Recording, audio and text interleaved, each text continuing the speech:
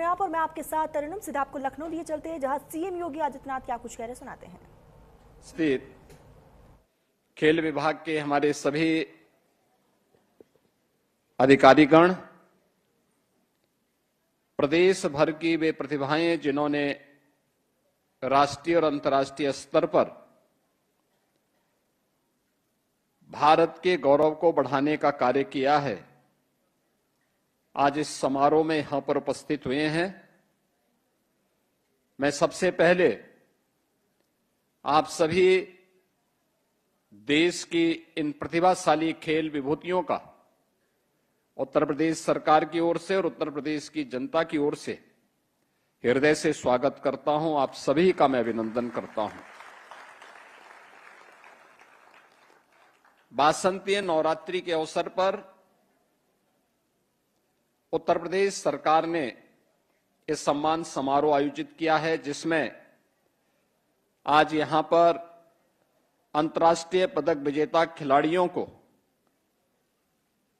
उनकी नियुक्ति पत्र वितरण के कार्यक्रम संपन्न हो रहे हैं। वीरवर लक्ष्मण और रानी लक्ष्मीबाई पुरस्कार, जिन्होंने खेल के क्षेत्र में उत्कृष्टतम प्रदर्शन से प्रदेश के गौरव को बढ़ाया है, उन खिलाड़ियों को यहां पे आज सम्मानित किया जा रहा है।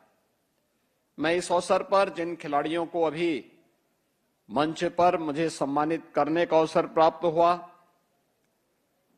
जो खिलाड़ी इस पूरे समारोह का हिस्सा बने हुए हैं, आप सभी को इस नियुक्ति पत्र प्राप्त होने, वीरवर लक्ष्मण और रानी लक्ष्मीबाई पुरस्कार प्राप्त होने के अवसर पर मैं आप सबको प्रदेश शासन की ओर से और उत्तर प्रदेश की जनता जनार्दन की ओर से भी हृदय से बधाई देता हूं। आप सब जानते हैं कि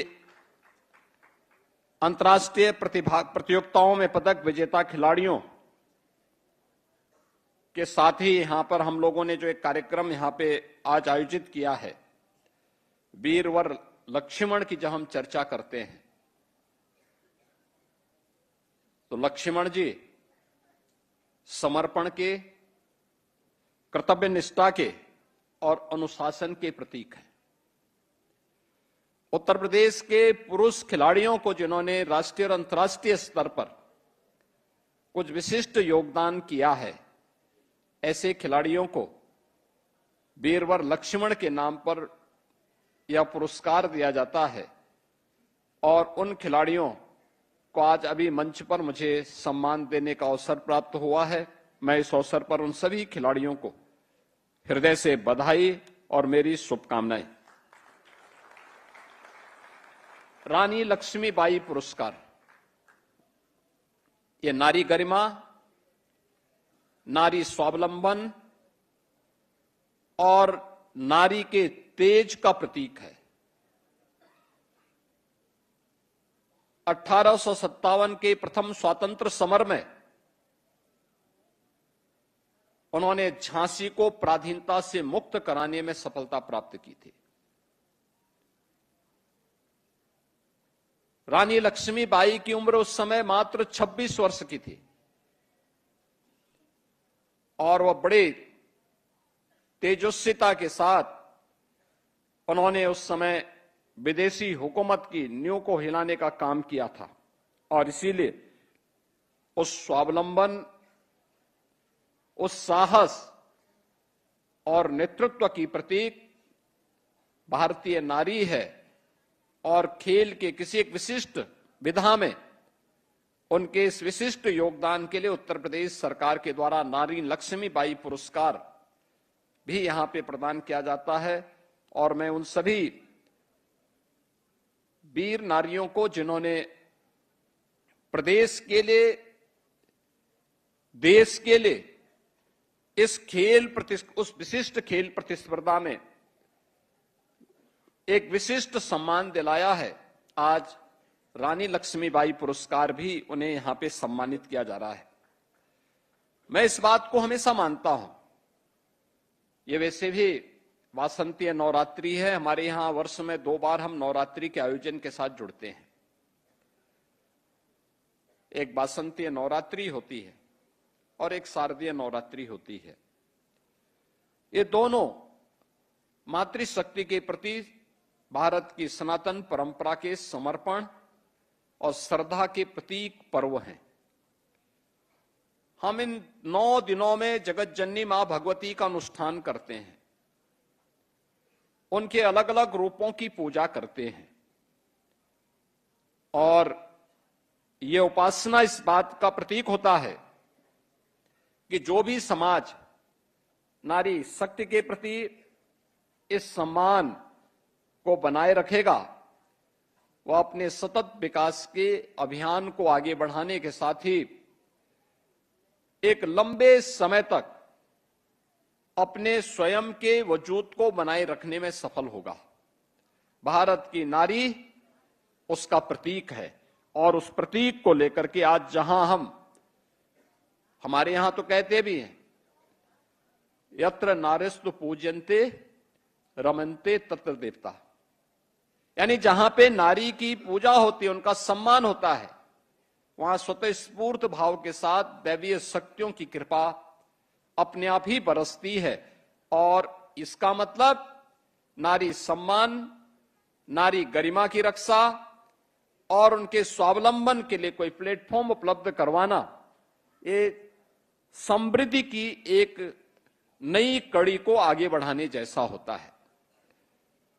ऐसे ही युवा शक्ति जब आगे बढ़ती है तो युवा शक्ति केवल एक अनुशासन का ही प्रतीक नहीं होती, बल्कि उस अनुशासन और कर्तव्य निष्ठा के साथ साथ राष्ट्र के उज्जवल भविष्य की भी एक महत्वपूर्ण कड़ी होती है।